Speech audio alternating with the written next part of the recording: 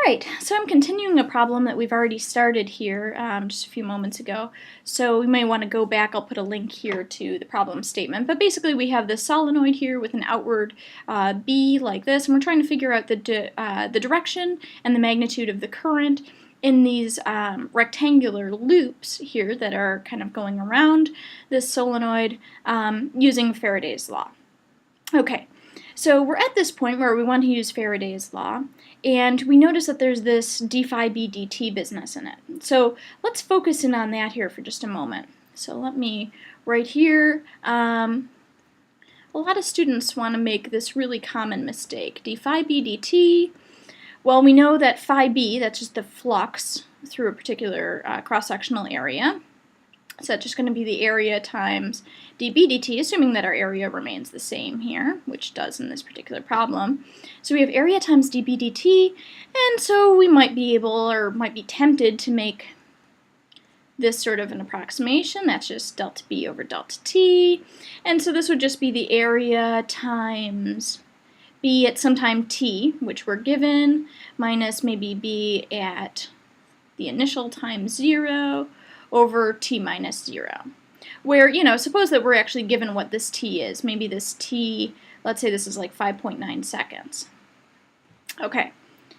So we might just be tempted to plug everything in because we know what b of t is. B of t is given to us as 0.07 plus 0.03 t squared. So we just plug in 5.9 seconds into this, subtract it from when b is 0, divide it by the total time t, multiply it by the area, and we're done, right? There's our change in flux over change in time.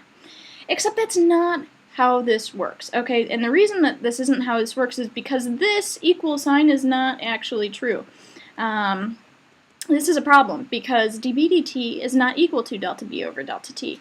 It is only equal to that for infinitesimally small delta T's. So let me show you what I'm talking about here. Let's actually graph this B of T. So here's, let me see. Here's B, here's T, like this. We're starting with a y-intercept of 0.07, so we're going to start up here on the b-axis, on the vertical axis a little bit, and then it's parabolic and positive, so it's got kind of a nice curvature like that.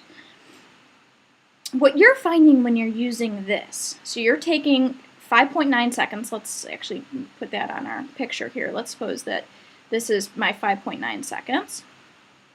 Okay, so what you're finding here is essentially the change in the vertical axis minus the change in the horizontal axis. You're finding a slope, in other words, right?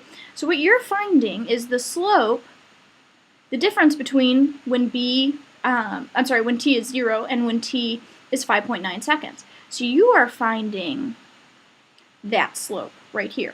This is delta B over delta T, and that's a problem because what they're actually looking for is dB dt at 5.9 seconds. So let me draw that in a different color here. Here's 5.9 seconds. dB dt is just going to be the instantaneous slope right at this point. So you can see right here, here's dB dt evaluated at t equals 5.9 seconds. So as you can see, this slope, this orange slope, is quite different than this purple slope, right? And so that's why these two things are not equal to each other, and this is not an okay method to use. Instead, we should actually go back, take the derivative, the time derivative of b of t, as we'll do in the second part of this problem. I'll go ahead and link back to the video here.